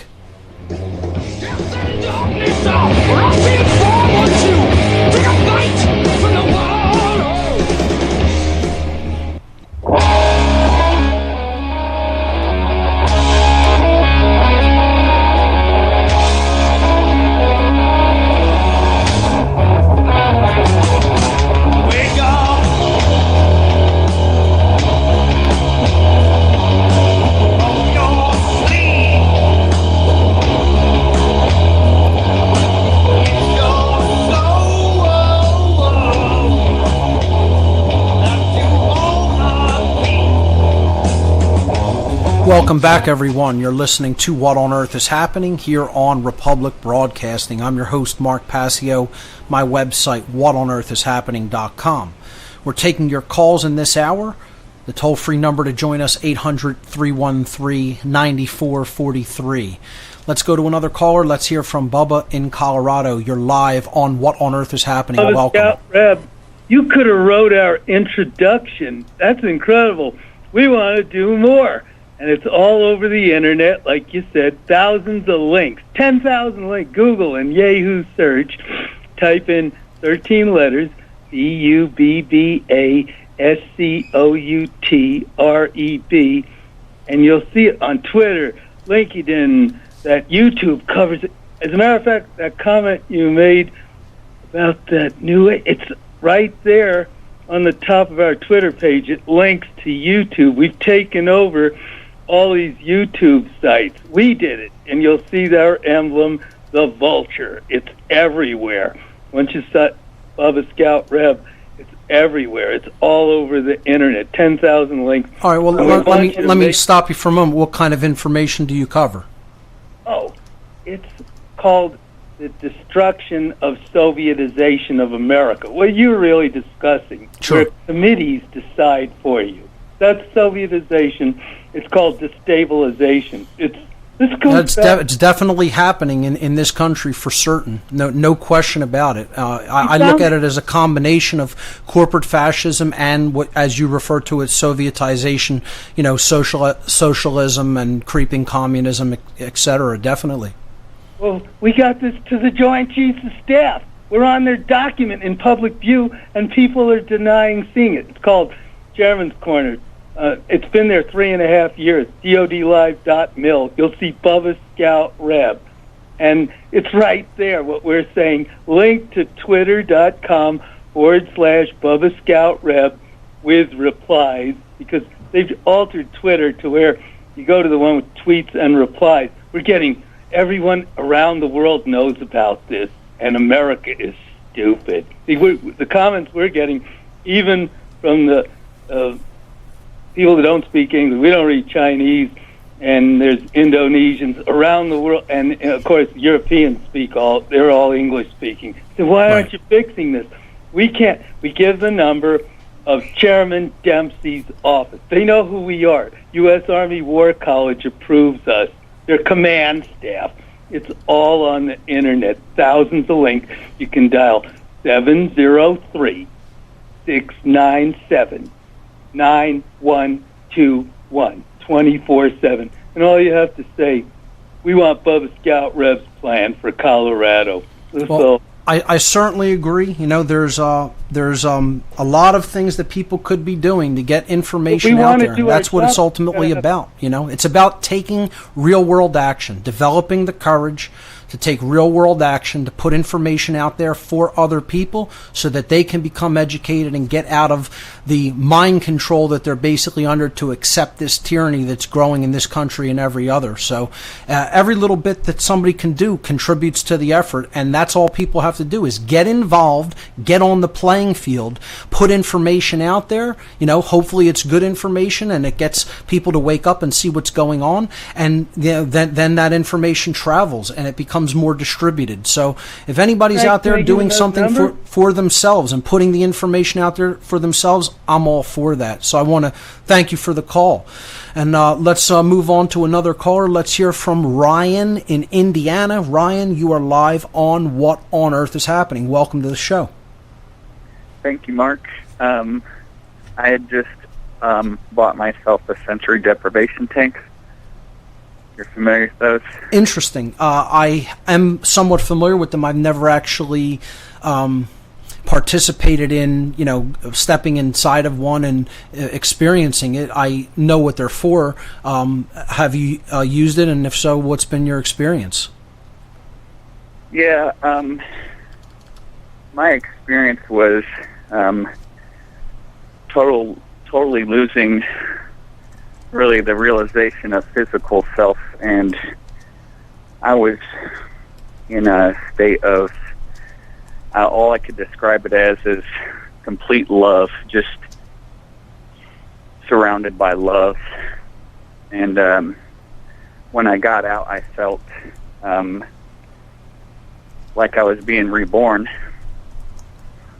When I went in the float tank, I went in on crutches. I had sprained my ankle a week before, and for the next 2 days after the float session, I walked on my foot as if I had never sprained it. Interesting. And it's a salt water tank? Yes, 800 pounds of Epsom salts and 11 inches of water. Interesting. So it kind of almost puts you, because of the deprivation of the five senses, it almost puts you right into a state of meditation upon laying in it. Definitely, yes. And basically what on my research, many people achieve alpha or theta brainwave states. Right. Which those brainwave states are only found supposedly in children and in people who have meditated for years. And I wanted to know if that had anything to do with pineal gland activation, EEG coherence, or higher self-realization. I think it very well could, and I think meditation is one way to foster that, should it be used in a balanced way, to balance the brain and not take it into super right brain imbalance, but to bring it to the middle, to that state of what you just talked about, global EEG coherence, which is coherence across the two hemispheres of the brain through the corpus callosum, and development of both brain hemispheres simultaneously. So I think this certainly can be a methodology that is used to do that and to keep it there. I think all of us could probably benefit from stepping outside of all of the deluge of electromagnetic frequencies and sensory indulgence that we're hit with sensory bombardment 24 hours a day in our culture here in the West. So I definitely think it's something that people should consider. It. Of course, not everyone has the resources to get a sensory deprivation tank, but you could do it in your own way by simply quieting the thoughts and practicing a simple form of meditation that is completely free and available openly to everyone. It's something that I've talked about in the past on the show, and it's one of the three modalities of thought, along with concentration and contemplation, which also should be practiced in concert with the meditative form of human thought. So people don't think of these as forms of thought in many cases, but they indeed are. Being able to stop the mind, to stop the chatter of the mind, can often be very important to achieving balance within the mind and the brain. And it's something that I definitely think people should look into in their own way, in a way that is available and comfortable to them, because there's many different ways and methods of doing it. So I'm glad to hear that this method worked out for you, and hopefully you'll continue to use it to maintain that balance. One last thing. Sure. Can you describe to me in any way your understanding, using green speech or your comprehension of Latin, the word meditation and the word hypnosis? Sure. Meditation simply means to bring to the middle, to take to the middle. Okay? So what you're doing is, if there's a form of left brain imbalance, of chronic left brain imbalance, you're balancing that out by bringing the state of coherence to the middle of the brain, to the equal union between the left and right brain hemispheres. I'll continue that on the other side. Stay with us, everyone.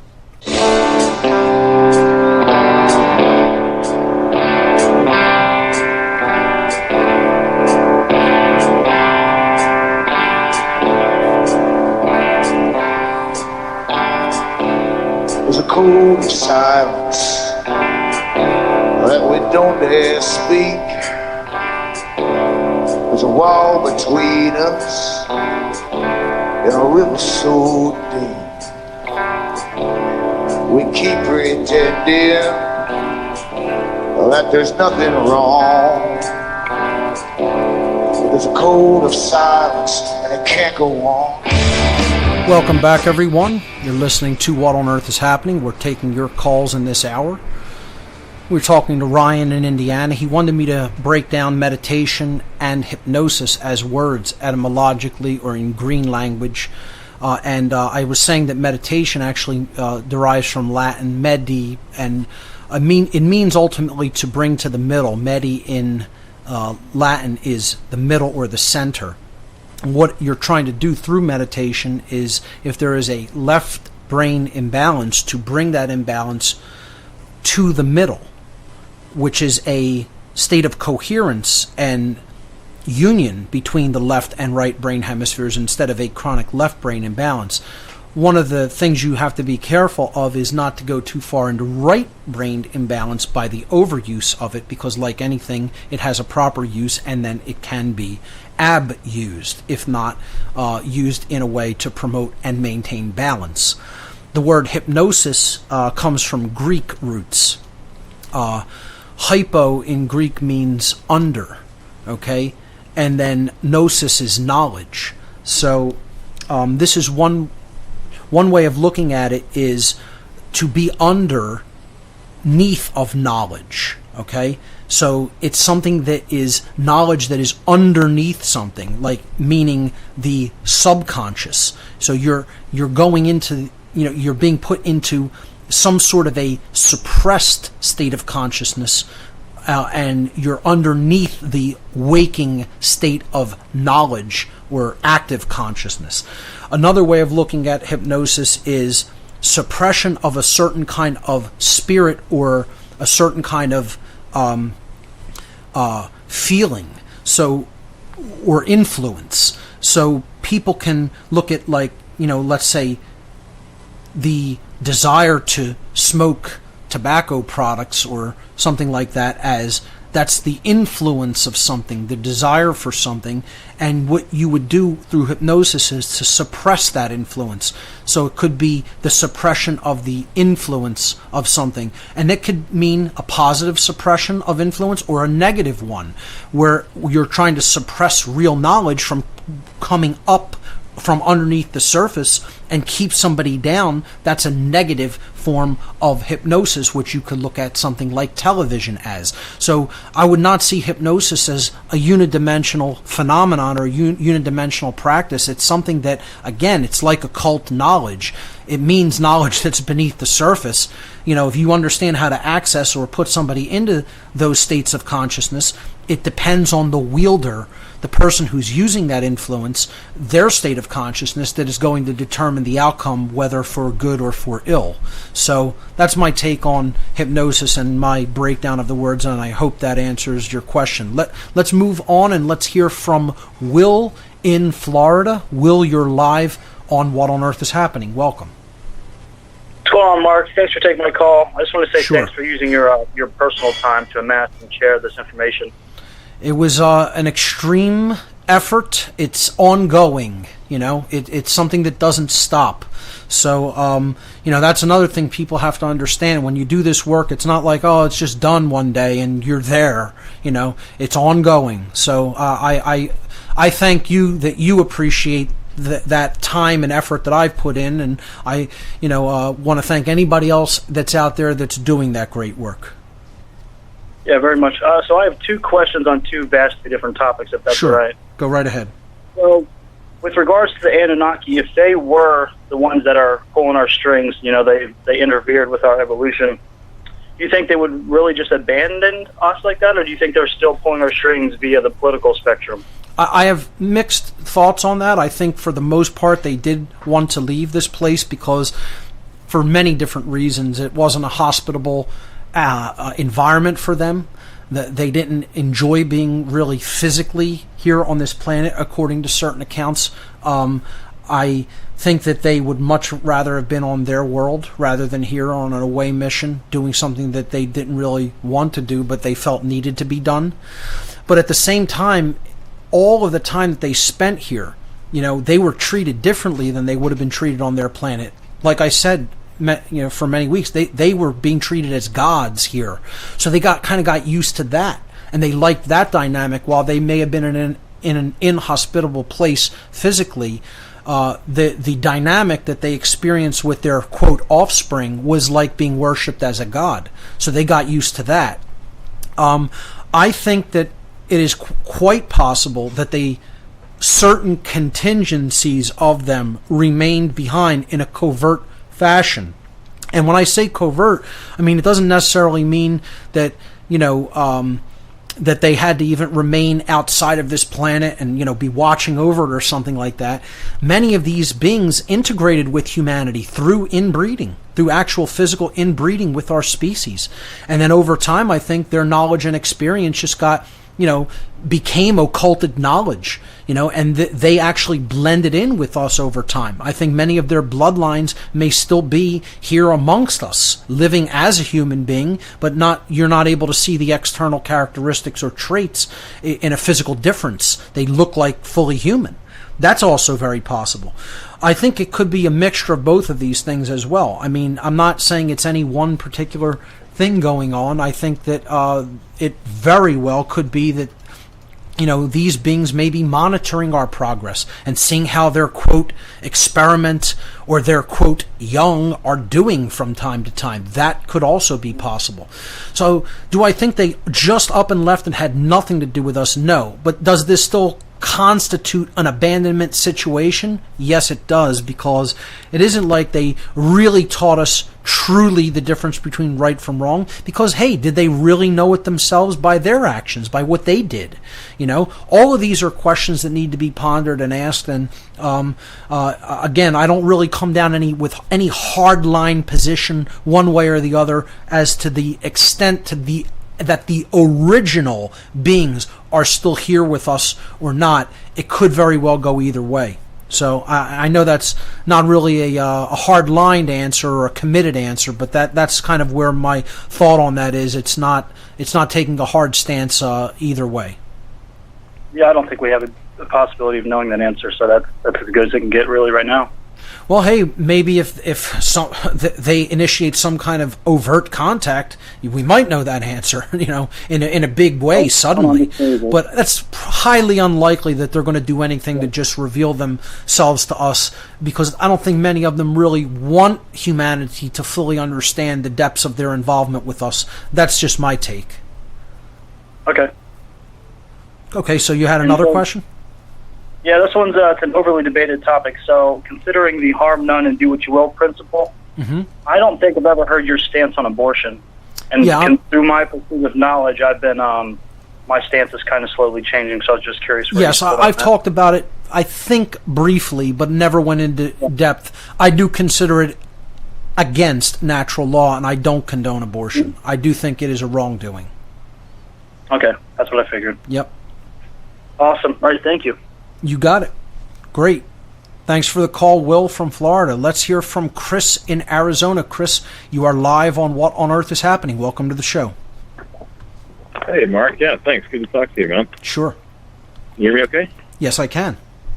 Okay.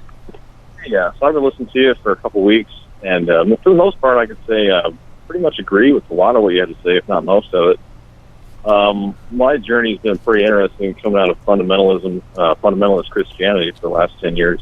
Being raised as in a kind of a mixed home, Protestant, Catholic, and all that kind of stuff, taking it real serious, and then transitioning from that and seeing different layers of the onion, so to speak, peeled back over the years. Right. And but one of the things that has always fascinated me, that has always been real difficult to swallow, was the Genesis account, specifically Genesis 3, the whole fallenness of humanity and all that. Right.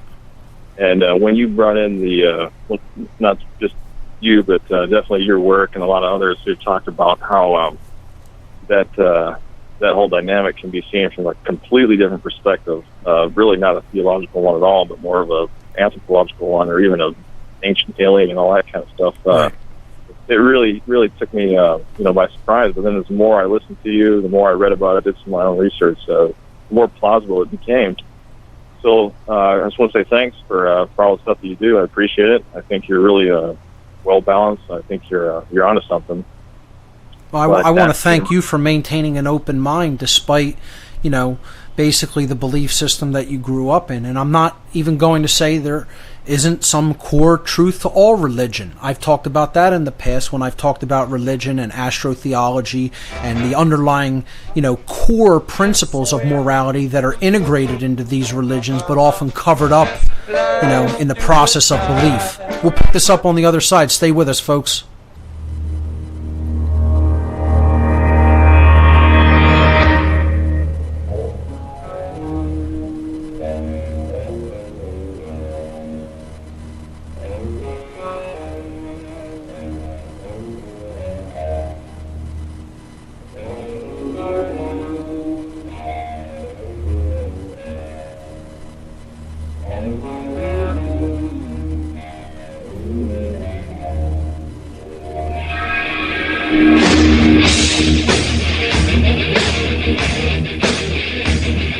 Welcome back, everyone. You're listening to What on Earth is Happening.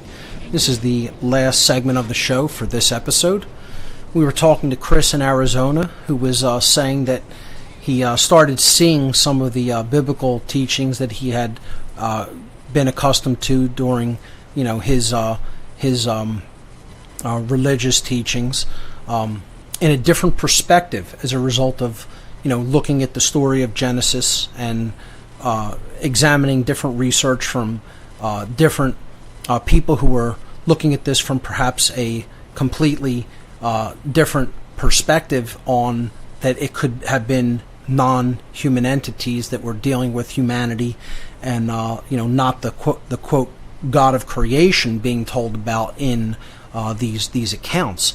And I was saying that I just think that that's speaks volumes to his open-mindedness and willing to go to where the evidence and the truth leads, instead of just buying dogmatically into a set of faith-based teachings. And I'm not trying to say all religion should just be totally and completely thrown out, because there are core truths that lie at the heart of some religious teachings that are about morality and are about treating each other with respect and decency. And it's not to say just abandon all of it and just live as beasts of the field. I've never said that from day one on this show. It has always been about seeing the core truth that lies at the heart of different traditions, but leaving all the rest of the faith-based trappings that are just there to get people to conform and follow and go along and believe what they're told. So Chris, I just wanted to say I have respect for your open-mindedness and willingness to go there and do some research for yourself. Did you have anything else for us? Yeah, I did. I have one question for you. Thanks, Mark, for what you said. The question that I had for you was that I've heard you speak multiple times about the archons, the gods, lowercase g, yes, the engineers, or whatever you call them. Yes. But I've also heard you differentiate when you talk about the creator God, right, capital T. And it seems to me that you have an idea that whatever that entity is good. Absolutely.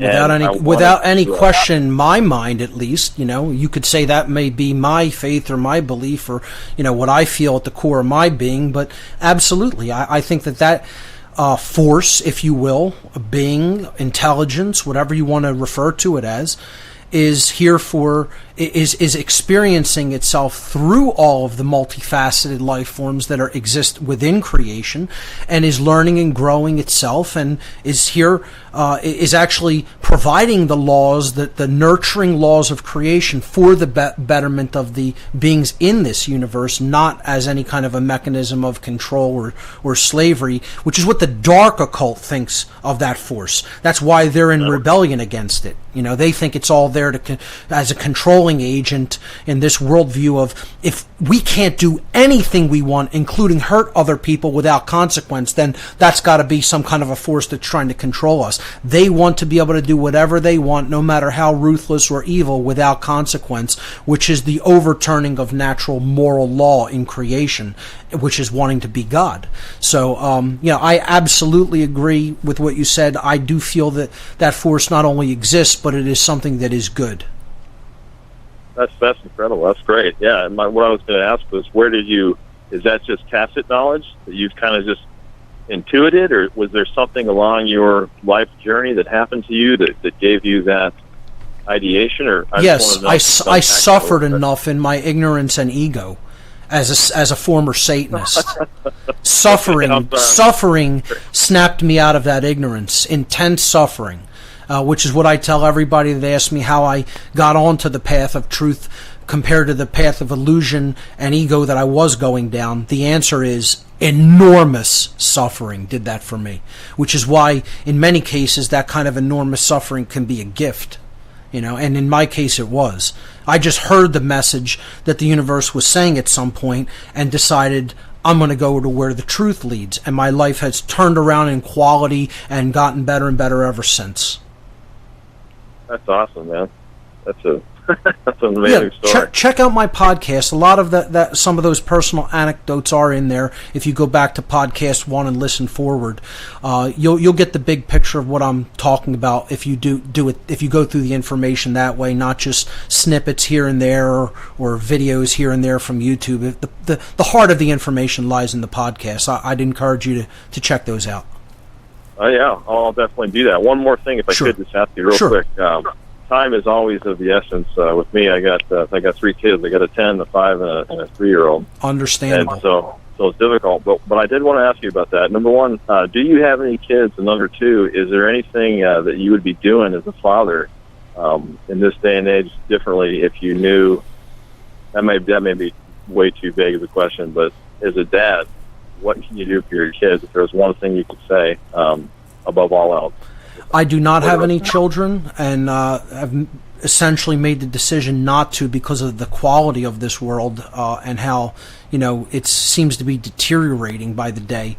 But my advice for parents or potential parents is teach your children all about natural law. That's the number one thing that you can do to a child, is to, from the time that they are born, start beginning to talk to them about morality and natural law, the non-aggression principle combined with the self-defense principle in a balanced way. And if you do that, I think that's what real parenting is ultimately all about, those lessons. Real adulthood is about those lessons, and then you can't give any better gift to the next generation than to teach that very essence of morality to our young. That's my advice.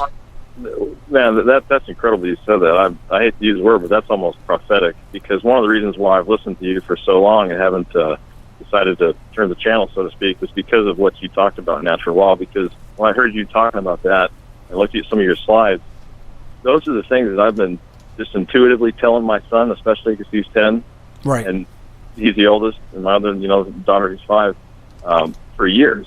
As far as consequences go, we've talked so many times about consequences, and it seems like that for some reason is something not a lot of people really seem to hammer on. And so you have, man, I just really appreciate how you elucidate that so clearly, how there is a consequence for our actions instead of so much of the new age stuff out there that basically says, do what you want, and no strings attached. So it's ultimately about the laws of morality, learning them yourself, teaching them to others. That's what the great work is. That's what we're here to learn and understand and live and put into practice in our lives. Chris, I want to thank you for the call and for going to where the truth leads yourself. So that's what it's all about, my friend. Take care. All right, we'll do one more caller. Let's go with tradition, and let's wrap up with Ivan from Phoenix. Ivan, happy birthday. Hey, Mark. I don't even know what to say. You've had quite a few very good callers tonight. They brought up concepts, ideas, and explaining what you're putting out in such a good way that I'm like, well, I guess I don't need to call in as much anymore, because you got people that are picking up on this, which is good. Well, hey, I decided to bring you in. I went outside of the call queue a little bit. Other callers, please forgive me for that. But it is Ivan's birthday today, so I figured that we'd put him on the air and let him take the show out, which has been tradition over the past few weeks. So what do you have for us today, my friend? Oh, well, I had quite a few things, but I got all sidetracked listening to these callers because they brought up really excellent things. I'm telling you, Ivan, isn't it true, though, seriously? This show has the best callers out of any radio show in the world, period. I mean, I can't even believe it myself. It's amazing. The quality of callers that call into this show blows my mind.